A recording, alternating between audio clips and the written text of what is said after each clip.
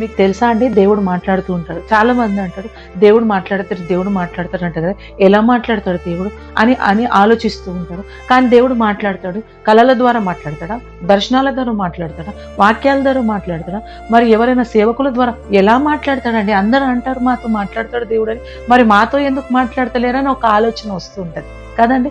ఇక్కడ చూడండి, మన పరిశుద్ధ లేఖనాల్లో గమనిస్తే హాగర్ పారిపోతుంది. సారా పెట్టిన ఆ బాధను తట్టుకోలేక నా వల్ల కావటం లేదు ప్రభు అని పారిపోతూ ఉంటే అక్కడ కూడా దేవుడు పిలిచి హాగర్ మరి సారా దాసి అయిన హాగర్ నువ్వు ఎక్కడికి వెళ్తున్నావు అని అంటే, నేను ఆ బాధను తట్టుకోలేక పారిపోతున్నానని చెప్పినప్పుడు అంటాడు, నువ్వు వెళ్ళి అణిగి మణిగి ఉండు అని చెప్పి దేవుడు ఆమెకు గుర్తు చేసినప్పుడు అక్కడి నుంచి ఆమె వెళ్ళి అణిగి మణిగి ఉన్నట్లు చూస్తున్నాం.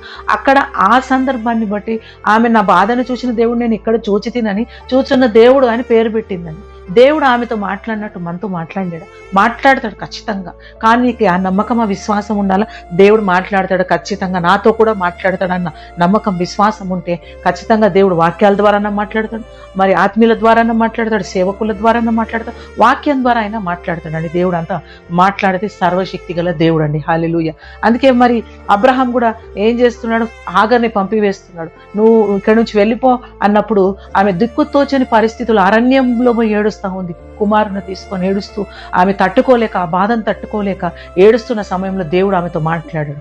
నేను నీ వంశాన్ని అభివృద్ధి పరుస్తాను, నిన్ను దీవిస్తా, నీ కుమారుని దీవిస్తా, నీ వంశాన్ని నేను వంశావళిని దీవిస్తా అని చెప్పి దేవుడు మాట్లాడాడండి. అలా దేవుడు మాట్లాడితేనే ఉంటాడు ప్రతి క్షణం.